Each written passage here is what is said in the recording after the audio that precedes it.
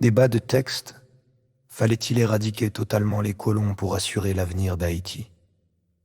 L'histoire d'Haïti est exceptionnelle. Première république noire, premier peuple d'esclaves à s'être libéré par les armes pour fonder une nation indépendante. Pourtant, cette indépendance acquise en 1804 n'a pas mis fin à l'influence des anciens colons français. Malgré leurs défaites, certains furent épargnés, réintégrés, voire protégés. Ce choix, motivé par un souci de stabilité, a-t-il freiné l'émancipation réelle du peuple haïtien? N'aurait-il pas fallu aller jusqu'au bout de la rupture avec le système colonial? Ce débat oppose deux visions, celle d'une éradication totale pour assurer une réelle indépendance et celle d'un compromis stratégique pour éviter le chaos. Oui, l'éradication totale était nécessaire pour construire une Haïti forte et libre. Une menace persistante de domination. Après l'indépendance, les colons épargnés n'ont jamais cessé de chercher à reprendre le contrôle économique. En conservant terres et privilèges, ils ont maintenu un système d'exploitation injuste. Ce maintien a empêché une vraie répartition des richesses et bloqué les réformes que Dessalines voulait instaurer. Une trahison historique, l'assassinat de Dessalines. Le 17 octobre 1806, Jean-Jacques Dessalines, père de l'indépendance, est assassiné. Ce crime politique a été facilité par des alliances entre l'élite mulâtre et les anciens colons. Opposé à sa politique égalitaire et nationaliste, sa mort a ouvert la voie à une restauration déguisée de l'ordre colonial. Un piège éducatif et culturel.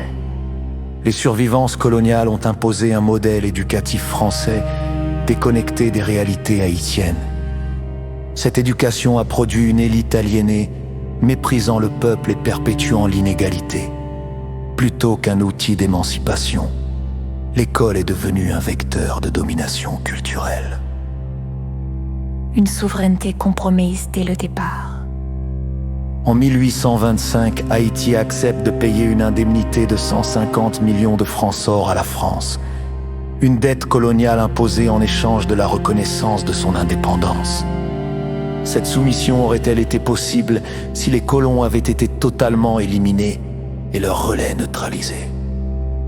Non, une éradication totale aurait mené au chaos et à l'isolement.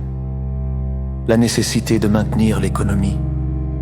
Les colons détenaient plantations, outils, savoir-faire technique. Les éliminer tous aurait provoqué un effondrement brutal de l'économie. Même Dessalines, en pragmatique, en a épargné certains pour garder une structure de production fonctionnelle. Une justice aveugle, moralement discutable. Tous les colons n'étaient pas criminels. Certains avaient aidé les esclaves, d'autres s'étaient opposés à Napoléon. Une vengeance collective aurait nui à l'image de la révolution haïtienne en la réduisant à un bain de sang injuste. Ou à l'isolement diplomatique. Haïti n'avait aucun allié en 1804. Une politique de terre brûlée aurait renforcé l'hostilité des grandes puissances. Tout esclavagiste, Dessalines espérait sans doute donner un visage plus modéré pour gagner une reconnaissance diplomatique. Le risque de guerre civile.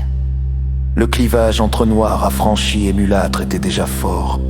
Une purge totale aurait exacerbé les tensions internes, comme l'a prouvé l'assassinat de Dessalines.